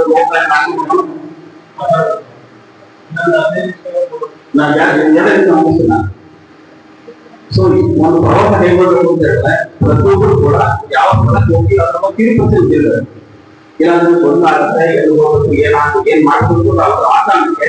ಈ ಪ್ರವಾಸ ಸಂಸ್ಥೆಗಳು ಅಧ್ಯಯನ ಮಾಡೋದಕ್ಕೆ ಯಾವ ಪ್ರವಾಸಕ್ಕೆ ಹೋದರೆ ಯಾವ ಪ್ರದೇಶಕ್ಕೆ ಹೋಗಬೇಕಾಗುತ್ತೆ ಅದು ಮುಖ್ಯ ಉದ್ದೇಶಗಳೇನು ಅವ್ರ ಮಾತಿನಿಂದ ಅರ್ಥ ಆಗುತ್ತೆ. ಸೊ ಆ ಕಾರಣಕ್ಕೆ ನಾಗೇಶ್ವರವರು ದೊಡ್ಡದೆ ಒಂದು ಪುಸ್ತಕ ಬರೆಯೋದು ತುಂಬಾ ಶ್ರಮ ಒಳಗಾಗುತ್ತೆ ಆಯ್ತಾ. ಸುಮಾರು 3 ತಿಂಗಳು ಶ್ರಮ ವಹಿಸಿದ್ದಾರೆ. ಈಗ ಒಂದು ಪುಸ್ತಕ ಬರೆಯಬೇಕು ತಲೆ ಕಷ್ಟ ಆಗುತ್ತೆ. ಸುಮಾರು 20 ತಿಂಗಳು ಅಧ್ಯಯನ ಮಾಡಬೇಕು. ಒಂದು ಪುಸ್ತಕ ಬರಬೇಕು ಅಂತಂದ್ರೆ ಹಲವಾರು ಪುಸ್ತಕ ಅಧ್ಯಯನ ಮಾಡಬೇಕು. ಈಗಾಗಿ ಎಷ್ಟು ಬರೋದಿಲ್ಲ. ಸೊ ಆ ಕಾರಣಕ್ಕೆ ಈಗ ಅಸೈನ್ಮೆಂಟ್ ಏನೋ ಇದ್ದಾರೆ. ಈಗ ಮಕ್ಕಳಿಗೆ ಸಿಲೆಬಸ್ ಚೇಂಜ್ ಆಗಿದೆ, ಸೋರ್ಸ್ ಸೊ ಆ ಕಾರಣಕ್ಕೆ ಮಕ್ಕಳಿಗೆ ಅನುಕೂಲ ಆಗಿ ಸುಮಾರು 4 ನಿಮಿಷದಲ್ಲಿ ಕೊಟ್ಟಿದ್ದಾರೆ. ಸೊ ಆ ಕಾರಣಕ್ಕೆ ಎಲ್ಲ ಅನುಕೂಲ ಆಗಿದ್ದೇವೆ. ಸುಮಾರು 3 ತಿಂಗಳು ನಿರಂತರ ಅಧ್ಯಯನದಿಂದ ಮತ್ತೆ ಅವರಿಗೂ ಅಪಾರ ಒಂದು ಏನು ಅವ್ರಿಗೆ ಇಟ್ಟಿದೆ ಪುಸ್ತಕ ಕೊಟ್ಟಿದ್ದಾರೆ. ಸೊ ಈ ಪುಸ್ತಕ ಎಲ್ಲ ವಿದ್ಯಾರ್ಥಿಗಳಿಗೆ ಅತಿ ಹೆಚ್ಚಾಗಿ ಜನರಿಗೆ ಪ್ರವಾಸವನ್ನು ಯಾರು ಇಷ್ಟಪಡ್ತಾರೋ, ಪ್ರವಾಸವನ್ನು ಯಾರು ಆಸಕ್ತಿ ಇರುತ್ತೋ ಅಂತವರಿಗೆ ಇವರಿಗೆ ಅತಿ ಮುಖ್ಯವಾಗಿ ಕಾಂಪಿಟೇಟಿವ್ ವಿದ್ಯಾರ್ಥಿಗಳಿಗೆ ಅತ್ಯಮೂಲ್ಯವಾದ ಗ್ರಂಥ ಅಂತ ನಾನು ಭಾವಿಸ್ತೇನೆ. ಸೊ ಆ ಕಾರಣಕ್ಕೆ ಈ ಒಂದು ಪುಸ್ತಕವನ್ನ ಲೋಕಾರ್ಪಣೆ ಕೊಡುವಂತಹ ಕೊಡುಗೆ ನೀಡಿರುವಂತಹ ನಾಗರಾಜ್ ಅವರಿಗೆ ನೀವೆಲ್ಲರೂ ನಮ್ಮ ವೈಯಕ್ತಿಕವಾಗಿ ಧನ್ಯವಾದವನ್ನ ಮತ್ತೆ ಅಭಿನಂದನೆ ಸಲ್ಲಿಸ್ತಾರೆ. ಡಿಜಿಟಲ್ ಯುಗದಲ್ಲಿ ಪುಸ್ತಕ ಓದುವುದು ಮುಂದೆ ಕಡಿಮೆ ಅಂತ ಭಾವಿಸ್ತಾರೆ. ಸುಳ್ಳು. ನೀವು ಹೇಗೆ ಡಿಜಿಟಲ್ ಆಗಲಿ ಯಾವುದೇ ಒಂದು ಟೆಕ್ನಾಲಜಿ ಮುಂದುವರೆದು ಕೂಡ ಪುಸ್ತಕ ಮಹತ್ವವನ್ನ ಪಡ್ಕೊಳ್ತಾ ಇದ್ದಾರೆ. ಈಗ ನೋಡಿ ಪುಸ್ತಕ ಬೆಳಿಗ್ಗೆ 2 ಗಂಟೆಗೆ ಬಂದಿರುತ್ತೆ ನಿಮ್ಮ ಮೊಬೈಲ್ಗಳಲ್ಲಿ 2:20 ಬಂದಿರುತ್ತೆ. ಆದರೂ ಕೂಡ ಓದುವಂಥದ್ದು ಇರ್ತಾರೆ ಲೈಬ್ರರಿಗಳಲ್ಲಿ. ಸೊ ಅದೇ ರೀತಿ ಅಷ್ಟೇ ಡಿಜಿಟಲ್ ಡಿಜಿಟಲ್ ಫಾರ್ಮೆಟ್ ಅಲ್ಲಿ ಈ ಪುಸ್ತಕವನ್ನು ಮಾಡಿದ್ದಾರೆ. ಸೊ ಆ ಕಾರಣಕ್ಕೆ ಪುಸ್ತಕಗಳನ್ನು ಓದುವಂತ ಅಭ್ಯಾಸ ಮಾಡಿ. ಸೊ ಪುಸ್ತಕದಿಂದ ಇಷ್ಟವಾಗಿ ಸೊ ವಿದ್ಯಾರ್ಥಿಗಳು ಬೆಳೆಸುತ್ತಿದ್ದು ಮೋಸ ಮಾಡುವುದು, ಪುಸ್ತಕದಿಂದ ಮೋಸ ಮಾಡುವುದಿಲ್ಲ. ಸೊ ಆ ಕಾರಣಕ್ಕೆ ಅತಿ ಹೆಚ್ಚು ಪುಸ್ತಕವನ್ನು ಓದುವಂತ ಅಭ್ಯಾಸ ಮಾಡಿ. ಈ ಪುಸ್ತಕದಲ್ಲಿ ಹಲವಾರು ಬ್ಯಾಟ್ ಕೊಟ್ಟಿದ್ದಾರೆ. ಏನ್ ರೀತಿ ಒಂದು ಪುಸ್ತಕವನ್ನು ಓದಿದರೆ ಸುಮಾರು 20 ಪುಸ್ತಕಗಳು ಓದುವಷ್ಟು ಮಾಹಿತಿ. ಸೊ ಮಕ್ಕಳಿಗೆ ಈಸಿಯಾಗಿ ಅವ್ರ ರೀತಿ ಬಹಳ ಕೊಟ್ಟಿದ್ದಾರೆ. ಸೊ ನಿಮಗೆ ಎಕ್ಸಾಮ್ ಉಪಯುಕ್ತವಾದಂತಹ ಪುಸ್ತಕ ನಾವು ಭಾವಿಸ್ತೇನೆ. ಸೊ ಆ ಕಾರಣಕ್ಕೆ ಪ್ರತಿಯೊಬ್ಬರು ಕೂಡ ವಿದ್ಯಾರ್ಥಿಗಳು ಪುಸ್ತಕಗಳನ್ನ ಓದಬೇಕು. ನಮ್ಮಲ್ಲಿ ಕೂಡ ಪರ್ಚೇಸ್ ಮಾಡ್ತಾರೆ, ನೀವು ಸಿಗುತ್ತೆ. ಸದ್ಯಕ್ಕೆ ಇವಾಗ ನಾನು ಕೇಳ್ಕೊಳ್ಳೋದಂದ್ರೆ ಪುಸ್ತಕವನ್ನ ಕೊಂಡುಕೊಂಡು ಅಭ್ಯಾಸ ಎಲ್ಲರೂ ಕೂಡ ಪುಸ್ತಕವನ್ನು ಪರ್ಚೇಸ್ ಮಾಡುವುದು ಅಭ್ಯಾಸ ಮಾಡಿ. ಹೇಗೆ ಅಂದ್ರೆ ಪುಸ್ತಕ ಪರ್ಚೇಸ್ ಮಾಡಿದಾಗ ಲೇಖಕರಿಗೆ ಮತ್ತೆ ಪ್ರಕಾಶಕರಿಗೆ ಅದು ಪ್ರೋತ್ಸಾಹ ಮಾಡುತ್ತೆ. ಇಲ್ಲ ಅಂದ್ರೆ ಎಷ್ಟು ಪುಸ್ತಕಗಳು ನೋಡಿ ತುಂಬಾ ಮಾಡ್ತಾ ಇದೆ. ಎಲ್ಲ ರೀತಿಯ ಹೋಗ್ತಾ ಇದೆ. ಸೊ ಆ ಕಾರಣಕ್ಕೆ ಪುಸ್ತಕವನ್ನು ಹೀಗೆ ವಿದ್ಯಾರ್ಥಿಗಳಲ್ಲಿ ಪುಸ್ತಕ ಗುರುಕುಲು ಓದುವ ಅಭ್ಯಾಸ ಮಾಡ್ತಾರೆ. ಹಾಗೆ ಆಗುತ್ತೆ ಈಗ ಲೇಖಕರು ಮತ್ತು ಇನ್ನಷ್ಟು ಬೆಳೀತಾ ಹೋಗ್ತಾರೆ. ಪ್ರಕಾಶಕರು ಕೂಡ ರಿಪೀಟ್ ಮಾಡಿದ ಮುಂದೆ ಬರ್ತಾರೆ. Lotus feet of all the god and goddesses of learning, and my oaths to all the dignitaries on the dais. I was really fascinated when the book is given to my hand, because book release ಅನ್ನೋದು ನಾನು ಸುಮಾರು functions attend ಆಗಿದ್ದೀನಿ, but ಕೈಯಲ್ಲಿ ಆ ಪುಸ್ತಕ ತಗೊಂಡಿರೋದು this is the first time. Sir has neatly categorized the book. Starting ಭಾಗದಲ್ಲಿ ancient tourism ಬಗ್ಗೆ, ಏನ್ಷಿಯಂಟ್ ಪೀರಿಯಡ್ ಅಲ್ಲಿ ಇರ್ತಕ್ಕಂಥ ಟ್ಯೂರಿಸಂ ಬಗ್ಗೆ ಕೊಟ್ಟಿದ್ದಾರೆ. After that medieval period, after 12th century, ಮತ್ತೆ ಮಾಡರ್ನ್ ಟ್ಯೂರಿಸಂ ಬಗ್ಗೆ it is come at the end of the book. So it takes me back to the Google products. Google account ಇದೆ, ಎಲ್ಲರಲ್ಲೂ Google account ಇದೆ. We can see the 9 dots in Google. Google photos ಅಂತ, Google Gmail, ಇನ್ನೊಂದು Google maps ಅಂತ. ಆ 9 dots Google ಕಂಪನಿಯ 9 ಪ್ರಾಡಕ್ಟ್ಗಳ ಬಗ್ಗೆ ಹೇಳುತ್ತೆ. Those are the 9 dots. There was another dot, ಅದನ್ನು ತೆಗೆದಿದ್ದಾರೆ ಅವರು. That was Google culture and tourism atlas ಅಂತ ಇತ್ತು. So any place throughout the world, ನೀವು ಯಾವುದಾದ್ರೂ ಒಂದು ಜಾಗಕ್ಕೆ ಹೋಗ್ಬೇಕಂದ್ರೆ free online tour, you can go for a virtual tour. ನಾನು ಅದನ್ನು ಫಾಲೋ ಆಗ್ತಾ ಇದೆ, ಯಾವ್ಯಾವ ಪ್ಲೇಸ್ನ ಆ್ಯಡ್ ಮಾಡ್ತಿರ್ತಾರೋ ಅದನ್ನು ನಾನು ನೋಡ್ತಾ ಇದ್ದೆ. After few days or few months ಅದನ್ನು ತೆಗೆದಿದ್ದಾರೆ ಗೂಗಲ್ ಅವರು. I don't know what was the difficulty they face, but here in this book sir is covered so many types of tourisms. Okay, recreational tourism ಎಲ್ಲರಿಗೂ ಇಷ್ಟ ಅಲ್ವಾ? World tour ಹೊಡಿಬೇಕಂದ್ರೆ ಎಲ್ಲರಿಗೂ ಇಷ್ಟ ಅಲ್ವಾ? So sir is covered recreational tourism, sports tourism, ಐತಿಹಾಸಿಕ ಸ್ಥಳಗಳನ್ನು ಭೇಟಿ ಮಾಡಲಿಕ್ಕೆ ಇರ್ತಕ್ಕಂಥ packages, the tourism, medical tourism, ಮತ್ತು rural tourism. Then there is dark tourism. Dark tourism ಅಂದರೆ ವಾರ್ ಝೋನ್ಸ್, ದುರಂತಗಳಾಗಿರೋದು, ಟ್ರಾಜಿಡೀಸ್ ಆಗಿರೋದು, educational tourisms about these dark tourism places.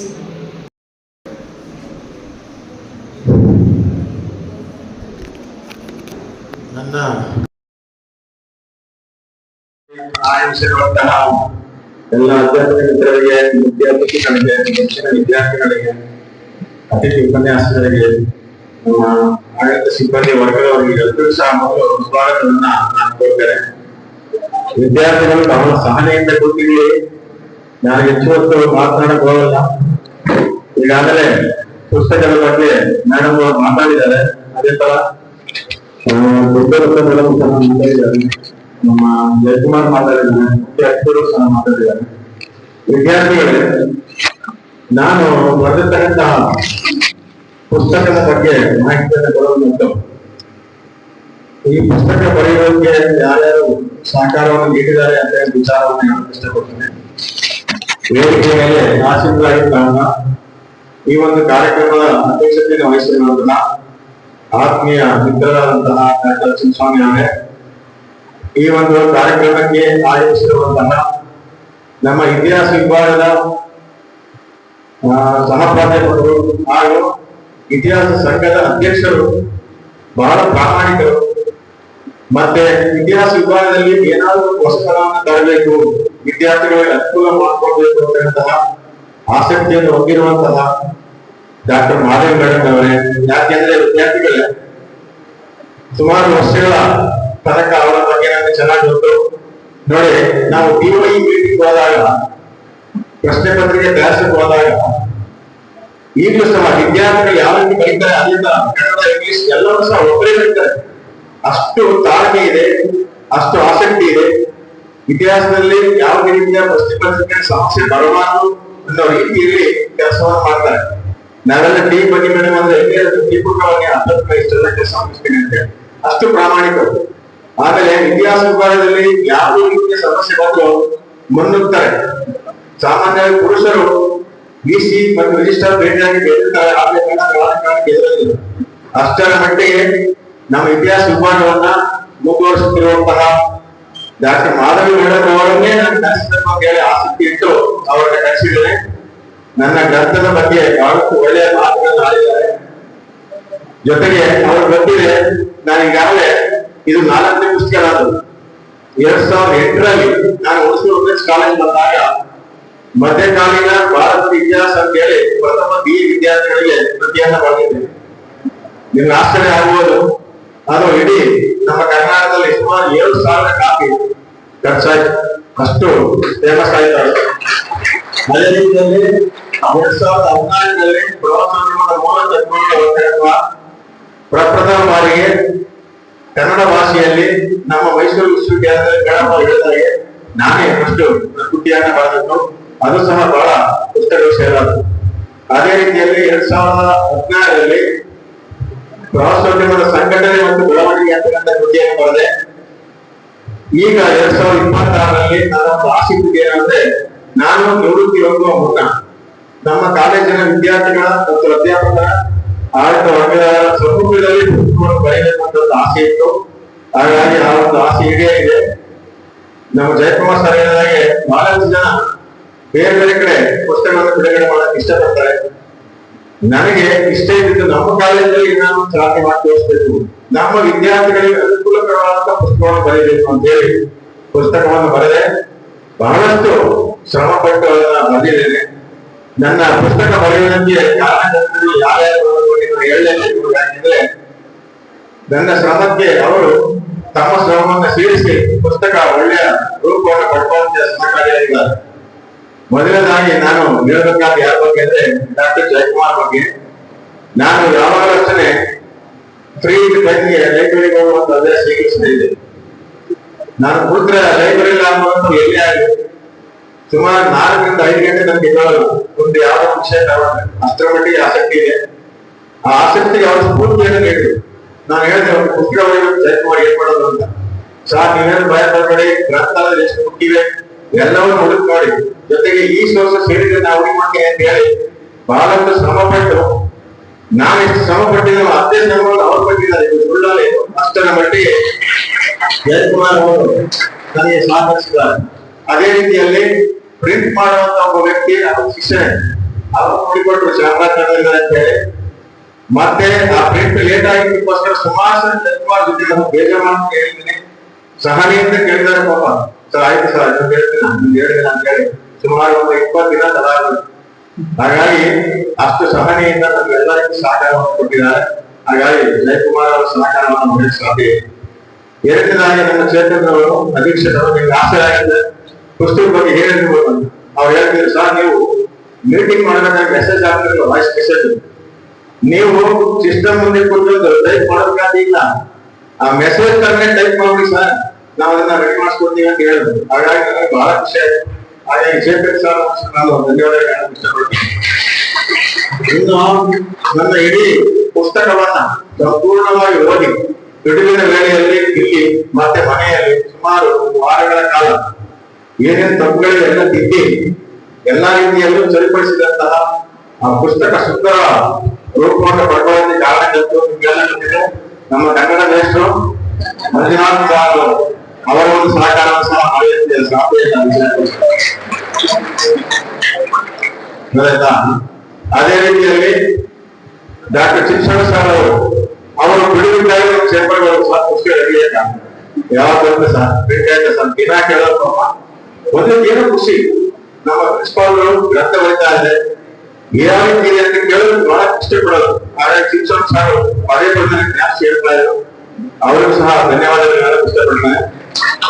ಇನ್ನು ನಮ್ಮ ಲೋಕೇಶ್ ಅವರು ಹೇಳ್ತಾ ಇದ್ರು ಸರ್ ಪುಸ್ತಕವನ್ನ ಬರೀ ವಿಷಯಗಳನ್ನ ಚೆನ್ನಾಗಿ ಆಯ್ಕೆ ಮಾಡ್ಕೊಳ್ಳಿ ಅಂತ ಹೇಳಿ ಪುಸ್ತಕದ ಬಗ್ಗೆ ಬಹಳಷ್ಟು ಮಾಹಿತಿ ಹೇಳೋದು ಜೊತೆಗೆ ನಮ್ಮ ಕಾಲೇಜಿನಲ್ಲಿ ಆಡಳಿತಾತ್ಮಕ ವಿಚಾರವನ್ನು ಜಾಸ್ತಿ ತಿಳ್ಕೊಂಡಿರೋರು ನಮ್ಮ ಲೋಕೇಶ್ ಸರ್ ಖಂಡಿತವಾದ ನಾವು ಎಷ್ಟೋ ಸಲಹೆಯನ್ನ ಅವರಿಂದ ಕೇಳ್ತಿರ್ತೀವಿ. ನಾವು ಶಾಲೆ ವಿಚಾರ ಆಗ್ಬೋದು, ಅರಿಯರ್ಸ್ ವಿಚಾರ ಆಗ್ಬೋದು, ಯಾವುದೇ ಸಂಕಷ್ಟ ಬಂದರೆ ಅಲ್ಲಿ ಫೋನ್ ಮಾಡಿದ್ರೆ ಲೋಕೇಶ್ ಸರ್ ನೋಡಿ. ಈಗ ಅವರು ಪ್ರಿನ್ಸಿಪಲ್ ಆಗಿ ಹಾಸನ ಕಡೆ ಹೋಗ್ಬಿಟ್ಟು ಅವ್ರ ಕಡೆ ತುಂಬಾ ಬೇಜಾರಾಗ್ತಾ ಇದೆ.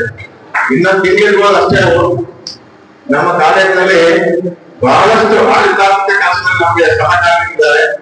ನಾನು ಅವರು ಬೇರೆ ಕಡೆ ಹೋದ್ರು ಸಹ ಸಹಾಯ ತಗೊಳ್ತೇನೆ. ನೋಡಿ ಪ್ರಿನ್ಸಿಪಲ್ ಅಂತ ತಕ್ಷಣ ನಮ್ಮಲ್ಲಿ ಇವು ಇರಬಾರ್ದು. ನಾವ್ ಏನ್ ಗೊತ್ತಿಲ್ಲ ಇನ್ನೊಬ್ಬರ ಹತ್ರ ಕೇಳ್ಕೊಳ್ಬೇಕು ಅದು ದೊಡ್ಡ. ನಾವು ಯಾವಾಗ ಇವಾಗ ನೋಡಿಸ್ತೀವಿ ಏನು ಬೆಲೆ ಸಾಧ್ಯ ಇಲ್ಲ. ಪ್ರತಿ ತಿಂಗಳು ಕರೆಕ್ಟ್ ಸಂಬಳ ಆಗ್ತದೆ ಅಂತ ಹೇಳಿದ್ರೆ ಒಂದು ಕಡೆ ನಮ್ಮ ಲೋಕೇಶ್ ಸರ್ ಸೂಪರ್ಡೆಂಟೆಂಟ್ ಎಲ್ಲರೂ ಸಹ ಸೇರಿ ಮಾಡುವಂತ ಒಂದು ಕೆಲಸ. ಹಾಗಾಗಿ ನಮ್ಮ ಕಾಲೇಜಿನ ಯೂನಿಟಿ ಇದೆ. ಯಾವುದೇ ಒಂದು ಕೆಲಸವನ್ನ ಪ್ರಾಂಶುಪಾಲರಿಗೆ ಮಾಡ್ಕೊಳ್ಬೇಕು ಅಂದ್ರೆ ಬಹಳ ಪ್ರೀತಿಯಿಂದ ಮಾಡ್ಕೊಳ್ತಾರೆ. ಎಲ್ಲಾ ಅಧ್ಯಾಪಕರು ಒಬ್ಬರಿಗೆ ಕೇಳಲ್ಲ, ಎಲ್ಲಾ ಅಧ್ಯಾಪಕರು ಮಾಡ್ಕೊಳ್ತಾರೆ. ಯಾಕಂದ್ರೆ ನಾವು ಕೇಳೋ ರೀತಿ ಆಗಿರ್ತಾರೆ. ಹಾಗಾಗಿ ನಮ್ಮ ಲೋಕೇಶ್ ಸರ್ ಸಹ ಧನ್ಯವಾದ ಹೇಳಕ್ ಇಷ್ಟಪಡ್ತೇನೆ. ಇನ್ನು ಪುಸ್ತಕದಲ್ಲಿ ಆ ಚಿತ್ರ ಇದೆಯಲ್ಲ, ಆ ಚಿತ್ರವನ್ನ ನಾನು ಒಂದು ಐಡಿಯಾ ಹೇಳಿದೆ. ನೋಡಿ ನನ್ನ ಪುಸ್ತಕ ಹಂಗೆ ಅಂದ್ರೆ ನಮ್ಮ ರಾಜ್ಯ ಮಟ್ಟದ ಪ್ರವಾಸೋದ್ಯಮ ಚಿತ್ರ ಬರಬೇಕು, ರಾಷ್ಟ್ರೀಯ ಮಟ್ಟದ ಪ್ರವಾಸೋದ್ಯಮ ಚಿತ್ರ ಬರಬೇಕು, ಮತ್ತೆ ಅಂತಾರಾಷ್ಟ್ರೀಯ ಮಟ್ಟದ ಚಿತ್ರ ಬರಬೇಕು ಅಂತ ಒಂದು ಐಡಿಯಾ ಕೊಡ್ತೇನೆ. ಜಯಕುಮಾರ್ ಮತ್ತೆ ಪರಶುಮೂರ್ತಿ ಇಬ್ಬರು ಕೂತ್ಕೊಂಡು ಏನ್ ಮಾಡೋದು, ಮೊಬೈಲ್ ನಲ್ಲಿ ಆ ಚಿತ್ರವನ್ನ ರೂಪಿಸ್ತು. ಆ ಚಿತ್ರದ ಇಮೇಜ್ ಅನ್ನ ರೆಡಿ ಮಾಡಿಕೊಂಡು ಪರಶುಮೂರ್ತಿ. ಹಾಗಾಗಿ ಅವರು ಸಹ ಧನ್ಯವಾದಗಳನ್ನು ಹೇಳಬೇಕು. ಇನ್ನು ನಮ್ಮ ಶ್ಯಾಮ್ ಸುಂದರ್ ಅವರು ನೋಡಿ ನನ್ನ ಎಲ್ಲಾ ಸಂಕಷ್ಟಗಳಿಗೆ ಎಲ್ಲ ಗೊತ್ತಿದೆ. ನಾವು ದಿನ ಗದ್ದೆಯಲ್ಲಿ ಹೋಗ್ತೀವಿ, ಗಾಡಿನಲ್ಲಿ ಕಾರ್ ತಗೊಂಡು ಬಂದ್ರೆ ನಾನು ಸ್ವಲ್ಪ ಭಯ, ಕಾರ್ ಇದ್ದು ಸಹ ಭಯ ಪಡ್ತೀನಿ. ಹಾಗಾಗಿ ಎಲ್ಲಾ ಲೈಬ್ರರಿ ಸಹ ಪುಸ್ತಕ ಸಂಬಂಧಪಟ್ಟಂತ ಏನೋ ಮಾಹಿತಿ ಹುಡುಕ್ತಾರೆ ಸಹ ಅಥವಾ ಯಾರಿಗೆ ಭೇಟಿ ಆಗ ಸಹ ಹೇಳಿದ್ರೆ ಯಾವತ್ತೂ ಸಹ ಬೇಜಾರು ಮಾಡುವ ಜೊತೆಲೇ ಇರ್ತಾರೆ. ಶ್ಯಾಮ್ ಸುಂದರ್ ಬಹಳ ಆತ್ಮೀಯರು, ಅವರು ಸಹ ಈ ಸಂದರ್ಭ ಕಾಣಿಸ್ಕೊಳ್ತಾರೆ. ಎಲ್ಲ ಬಂದಿದೆ. ನಾನು ಪುಸ್ತಕ ಬರೆದು ಶುರು ಮಾಡಿದ್ದು ರಜದಲ್ಲಿ. ರಜೆಯ ಅವಧಿಯಲ್ಲಿ ಕಾಲೇಜಿನ ಕರ್ತವ್ಯಕ್ಕೆ ಸಮಸ್ಯೆ ಆಗಿದ ರೀತಿಯಲ್ಲಿ ಬೇರೆಯವ್ರಿಗೂ ಸಹ ತೊಂದರೆ ಕೊಡದೆ ಮನೆಯಲ್ಲಿ ನಾನು ಸುಮಾರು ಕೂತ್ರೆ ಇಲ್ಲಿಂದ 6 ಗಂಟೆ ಹೋದ್ರೆ ಕೂತ್ರೆ 1 ಗಂಟೆ 2 ಗಂಟೆ ತನಕ ಎದ್ದೇಳೋದಿಲ್ಲ. ಅಂದ್ರೆ ಪುಸ್ತಕ ವಿಚಾರ ಅಂದ್ರೆ ಅಷ್ಟು ಆಳಕ್ಕೆ ನಮಗೆ ನೀವು ಬೇಕಾದ್ರೆ ಅದನ್ನ ಅನುಭವಿಸಿ ಗೊತ್ತಾಗುತ್ತೆ. ಯಾವುದೇ ಒಂದು ಟಾಪಿಕ್ ಮುಗಿಸೋದಂತೆ ಎದ್ದೇಳೋ ಕಷ್ಟ ಆಗುತ್ತೆ. ಪುಸ್ತಕ ಬಂದಿರೋದೆಲ್ಲ ಗೊತ್ತಿರ್ತಾರೆ. ಆಮೇಲೆ ವಿದ್ಯಾರ್ಥಿಗಳು ಯಾವ ರೀತಿ ಸ್ವೀಕರಿಸಬಹುದು ಅಂತ ಆಲೋಚನೆ ನಮ್ಗೆ ಬರುತ್ತೆ. ಭವಿಷ್ಯದಲ್ಲಿ ಪುಸ್ತಕ ಸ್ಥಿತಿ ಏನಾಗಬಹುದು ಅನ್ನೋ ಆಲೋಚನೆ ಬರುತ್ತೆ. ಹಾಗಾಗಿ ನಾನು ಕಾಲೇಜಿನ ಕೆಲಸಗಳು ತೊಂದರೆಯಾದ ರೀತಿಯಲ್ಲಿ, ಮನೆಯಲ್ಲೂ ಸಹ ತೊಂದರೆಯಾದ ರೀತಿಯಲ್ಲಿ ಪುಸ್ತಕವನ್ನು ಬರೆದೆ. ಈ ಪುಸ್ತಕ ಇಷ್ಟು ಚೆನ್ನಾಗಿ ಮೂಡಿಕೊಳ್ಳೋದಕ್ಕೆ ಇನ್ನೊಬ್ಬ ವ್ಯಕ್ತಿ ಕಾರಣ ಇದ್ದಾರೆ, ನಮ್ಮ ಶ್ರೀಮತಿ ದಿವ್ಯಾ. ನನ್ನ ಎಲ್ಲಾ ಒಂದು ವಾಯ್ಸ್ ಟೈಪಿಂಗ್ ಮಾಡಿದ್ದಾರೆ, ಎಲ್ಲ ವಿಷಯಗಳನ್ನ ಅಲೈನ್ಮೆಂಟ್ ಮಾಡಬೇಕು ದಿವ್ಯಾ. ಅದು ಯಾವಾಗ ಬಿಡುವಿನ ವೇಳೆಯಲ್ಲಿ ಮಧ್ಯಾಹ್ನ ಟೈಮು ಒಂದು ಅರ್ಧ ಗಂಟೆ ಟೈಮ್ ಮಾತ್ರ ಕೇಳ್ತೀನಿ. ನಾನು ಕಾಲೇಜಿನ ಕೆಲಸ ಮಾಡಿ ಮುಂದೆ ಆಗ್ಬೋದು ಅಂತೇಳಿ ಅವ್ರು ಅಲೈನ್ಮೆಂಟ್ ಎಲ್ಲ ಮಾಡ್ಬೋದು. ಈಗ ಶ್ರೀಮತಿ ದಿವ್ಯಾ ಮರೆಯೋದಿಲ್ಲ. ಮತ್ತೆ ಎಲ್ಲ ನೋಡಿ ಈಗ ನಮ್ಮ ಶಿಕ್ಷಕರಾಗ್ಬೋದು, ಸಂಧ್ಯಾ ಮೇಡಮ್ ಆಗ್ಬೋದು, ಮತ್ತೆ ವಿದ್ಯಾನಂದ ಮೇಡಮ್ ಆಗ್ಬೋದು, ಮತ್ತೆ ನಮ್ಮ ಇತಿಹಾಸ ಅಧ್ಯಾಪಕರಾದಂತಹ ರಾಷ್ಟ್ರೀಯ ಮೂರ್ತಿ, ಮತ್ತೆ ನಮ್ಮ ಮಹೇಶ್ ಆಗ್ಬೋದು, ಎಲ್ಲರೂ ಸಹ ಪುಸ್ತಕ ಬರೀತೀನಿ ಅಂತ ಹೇಳಿದ್ರೆ ತುಂಬಾ ಖುಷಿ ಪಡ್ತು. ಸರ್ ನಿಮ್ಗೆ ಇಷ್ಟೊಂದು ಕಾಳಜಿ ಎಲ್ಲಿ ಬಂತು ಸರ್, ಇಷ್ಟೊಂದು ಸಹನೆ ಎಲ್ಲಿ ಬಂತು, ಜೊತೆಗೆ ಈ ಟೈಮಲ್ಲಿ ಅದು ನಿವೃತ್ತಿ ಒಂದು ಟೈಮ್ನಲ್ಲಿ ನೀವು ಪುಸ್ತಕ ಹೆಂಗ್ ಮಾಡ್ತೀರಿ ಅನ್ನೋ ರೀತಿಯಲ್ಲಿ ನನ್ನ ಪ್ರಶ್ನೆ ಮಾಡ್ತಿದ್ರು. ಅಷ್ಟರ ಮಟ್ಟಿಗೆ ಪ್ರತಿಯೊಬ್ಬರು ಸಹ ನನ್ನ ಗ್ರಂಥದ ಬಗ್ಗೆ ಒಳ್ಳೆ ಆಸಕ್ತಿ ಇತ್ತು. ಎಲ್ಲ ಅಧ್ಯಾಪಕರಿಗೆ ನಾನು ಒಬ್ಬರಿಗೂ ನಮ್ಮ ಕಾಲೇಜಿನ ಎಲ್ಲ ಅಧ್ಯಾಪಕರಿಗೆ ನೆಚ್ಚಿನ ವಿದ್ಯಾರ್ಥಿಗಳು ಸಹ ಧನ್ಯವಾದ ಹೇಳಬೇಕಾಯಿತು. ಅದಕ್ಕೋಸ್ಕರ ಎಲ್ಲ ಮಾಹಿತಿಯನ್ನು ಕೊಟ್ಟಿದ್ದಾನೆ. ಮತ್ತೆ ಕೆಂಪರಾಜು ಶಿವರಂತ ಸಹ ಎಲ್ಲರಿಗೂ ಸಹಕಾರ ಕೊಟ್ಟಿದ್ದಾರೆ. ವಿದ್ಯಾರ್ಥಿಗಳ ನಾನು ಲೇಖಕನಾಗಿ ಕೆಲವು ಮಾಹಿತಿಯನ್ನ ಹೇಳಲು ಇಷ್ಟಪಡ್ತೇನೆ. ನಮ್ಮ ವೇದಿಕೆಯಲ್ಲಿ ಎಲ್ಲರೂ ಮತ್ತೆ ವಿದ್ಯಾರ್ಥಿಗಳ ಪುಸ್ತಕ ರಚನೆ ಅನ್ನೋದು ಕೇವಲ ಪದಗಳ ಸಮೂಹ ಅಲ್ಲ, ಅದು ಲೇಖಕರ ಅನುಭವ ಮತ್ತು ಚಿಂತನೆಯನ್ನ ಒಳಗೊಂಡಿದೆ. ಜೀವನದ ಅಭ್ಯಾಸಗಳನ್ನು ಪ್ರತಿಫಲ ಅಂತ ಹೇಳಕ್ಕೆ ಇಷ್ಟಪಡ್ತೇನೆ. ಅದೇ ತರ ಸಮಾಜಕ್ಕೆ ಜ್ಞಾನವನ್ನ ಮತ್ತು ಮಾರ್ಗದರ್ಶನವನ್ನು ನೀಡುವಂಥದ್ದು ಪುಸ್ತಕ. ಅದಕ್ಕೆ ಹೇಳ್ತಾರೆ ಯಾವ ಪುಸ್ತಕವನ್ನ ಕಷ್ಟಪಟ್ಟು ಓದೋದಲ್ಲ, ಪುಸ್ತಕವನ್ನ ಇಷ್ಟಪಟ್ಟು ಓದಬೇಕು ಅಂತ ಹೇಳ್ತಾರೆ. ಸೊ ಹಾಗಾಗಿ ಜ್ಞಾನವನ್ನ ಪ್ರಚಾರ ಮಾಡುವಂತಹ ಒಂದು ವಿಷಯದಲ್ಲಿ ಪುಸ್ತಕ ಮೊದಲೇ ಸಾಧಕವಾಗಿದೆ. ಜಯಕುಮಾರ್ ಹೇಳಿದಾಗೆ ಚಿತ್ರೀಕರಣ ಆಗಿರ್ಬೋದು ಲೈಬ್ರರಿನಲ್ಲಿ, ಆದ್ರೆ ಯಾರು ಈಗ ಸಹ ಗ್ರಂಥವನ್ನು ಓದ್ತಾರೆ ಅವರೇ ಕಾಪಿಟಿ ಹೆಸರಿನಲ್ಲಿ ಹೆಚ್ಚು ಪಾಸ್ ಆಗೋದು ಸಾಧ್ಯ. ಹಳೆಯ ಪುಸ್ತಕಗಳಲ್ಲಿ ಬಹಳಷ್ಟು ಮಾಹಿತಿ ಇದೆ, ಅಂತ ಗ್ರಂಥಗಳನ್ನು ಓದಬೇಕು ಅನ್ನೋದು ಮಾಹಿತಿ ಹೇಳ್ತೀನಿ. ಮತ್ತೆ ಲೇಖನದಲ್ಲಿ ಸಮಾಜವನ್ನು ಪರಿವರ್ತನೆ ಮಾಡುವ ಒಂದು ಶಕ್ತಿ ಇದೆ, ವಿದ್ಯಾರ್ಥಿಗಳ ಭವಿಷ್ಯವನ್ನು ರೂಪಿಸುವ ಒಂದು ಶಕ್ತಿ ಇದೆ ಒಂದು ಪುಸ್ತಕದಲ್ಲಿ ಅಥವಾ ಒಂದು ಲೇಖನದಲ್ಲಿ. ಹಾಗಾಗಿ ಆ ಕಾರಣದಿಂದ ನಮ್ಮ ವಿದ್ಯಾರ್ಥಿಗಳಲ್ಲಿ ಮಾತ್ರ ಇತರೆ ವಿಶ್ವವಿದ್ಯಾಲಯ ನೋಡಿ, ವಿದ್ಯಾರ್ಥಿಗಳ ಹಾಸನ ಜಿಲ್ಲೆಯಲ್ಲಿ ಈ ಸಿಲೆಬಸ್ ಇದೆ, ಮಂಡ್ಯ ಜಿಲ್ಲೆಯಲ್ಲಿ ಈ ಸಿಲೆಬಸ್ ಇದೆ, ಆಮೇಲೆ ಚಾಮರಾಜನಗರ ಜಿಲ್ಲೆಯಲ್ಲಿ ಈ ಸಿಲೆಬಸ್ ಇದೆ, ನಮ್ಮ ಮೈಸೂರು ವಿಶ್ವವಿದ್ಯಾಲಯ ಸಿಲೆಬಸ್ ಇದೆ. ಹೀಗಾಗಿ ನಾನು ಈ ಪುಸ್ತಕವನ್ನು ಬರೆದಿದ್ದೇವೆ. ನಿವೃತ್ತಿ ಆದ್ಮೇಲೆ ಸಹ ಪುಸ್ತಕ ಬರೆಯಬೇಕು ಅನ್ಕೊಂಡಿದ್ದೇನೆ. ಯಾವ ಗೊತ್ತಾ, ಮಂಡ್ಯ ಜಿಲ್ಲೆಯ ವಿಶ್ವವಿದ್ಯಾಲಯದ ಸಿಲೆಬಸ್ ಸಮರ್ಪಣೆಯಲ್ಲಿ ಬರೆಯಬೇಕು ಅಂತ ಆಸೆ ಇಟ್ಕೊಂಡಿದ್ದೀನಿ. ಇನ್ನೊಂದು ಏನ್ ಗೊತ್ತಿದೆ ವಿದ್ಯಾರ್ಥಿಗಳೇ, ಪುಸ್ತಕ ಬರೆಯಕ್ ಹೋದ್ರೆ ನಮಗೆ ಏನಪ್ಪಾ ಟೈಮ್ ಪಾಸ್ ಮಾಡಿ ನಿವೃತ್ತಿ ಆದ್ಮೇಲೆ ಮೊದಲು ಕೂತ್ಕೊಳ್ಳ ನಾನು ಏನ್ ಕೆಲಸ ಮಾಡಿ ಅಂತ ಚಿಂತೆ ಬರೋದಿಲ್ಲ. ಕ್ರಿಯಾಶೀಲತೆ ಇನ್ನಷ್ಟು ಬೆಳೆಯುತ್ತೆ, ನಮಗೆ ಕಡಿಮೆ ಸಾಕೋದಿಲ್ಲ ಅವರ ಪುಸ್ತಕ ಬರೆಯಕ್ಕೆ ಹೋಗ್ತಾರೆ. ಹಾಗಾಗಿ ನಾನು ನಿವೃತ್ತಿಯ ನಂತರ ಸಹ ಕ್ರಿಯಾಶೀಲವಾಗುವುದಕ್ಕೆ ನಾನು ಮಾರ್ಗವನ್ನು ಹುಡುಕೊಂಡಿದ್ದೇನೆ. ಅದೇ ಪುಸ್ತಕವನ್ನು ಬರೆಯುವ ಒಂದು ಮಾರ್ಗ. ಹಾಗಾಗಿ ನನ್ನಿಂದ ನೋಡಿ ಇನ್ನೊಂದು ಹೇಳ್ತೀನಿ ವಿದ್ಯಾರ್ಥಿಗಳ, ನಾವು ಅಷ್ಟೇ ಇನ್ನೊಂದು ಹೇಳ್ತೀನಿ, ಈ ಪುಸ್ತಕ ಬರೆದು ನನಗೆ ಇದಕ್ಕೆ ಏನೋ ಲಾಭ ಇದೆ ತಿಳ್ಕೊಳ್ಳಿ, ಪ್ರಯತ್ನ ಮಾಡ್ಬಿಟ್ಟು ಅವ್ರು ಬೆಂಟ್ ಮಾಡೋ ನನಗೆ ಬರೀ 3 ಕಾಪಿ ಕೊಡ್ತಾರೆ, ಅಷ್ಟು ದುಡ್ಡಿಗೆ ಆಗಿಲ್ಲ. ನನ್ನ ಉದ್ದೇಶ ಏನು, ಸೆಕೆಂಡ್ ಇಯರ್ BA ಸಿಲೆಬಸ್ಗೆ ಬುಕ್ ಇರಲಿಲ್ಲ, ನಮ್ಮ ವಿದ್ಯಾರ್ಥಿಗಳು ಬರೆದು ನಾವು ಬರೆದಿದ್ದು ಪುಸ್ತಕ ಒಂದಾಯ್ತಾ. ಅದೇ ರೀತಿಯಲ್ಲಿ ಅವ್ರು ಕೊಡುವಂತ ಪುಸ್ತಕ ಇದೆಯಲ್ಲ ಅದನ್ನ ನಾನು ಮಾರಾಟ ಮಾಡಲ್ಲ, ಎಲ್ಲರೂ ಇತಿಹಾಸ ಬಿಟ್ಟರೆ ಇತಿಹಾಸ ಅದು ಗೊತ್ತಿಲ್ಲ ಅಂತ ಹೇಳಿ ವ್ಯಾಲ್ಯೂಯೇಷನ್ ನಾವು ಎಲ್ಲರೂ ಕ್ಲಿಯರ್ ಕೊಡ್ತೀವಿ ನಾವು.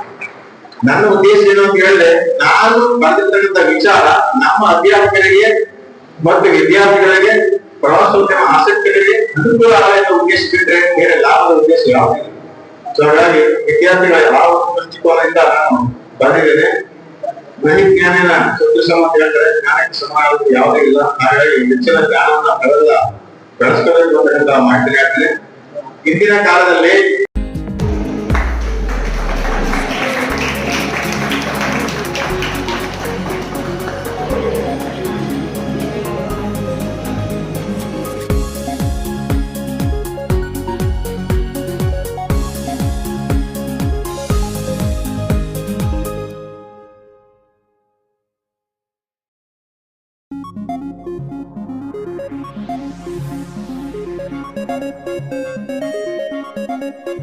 Thank you.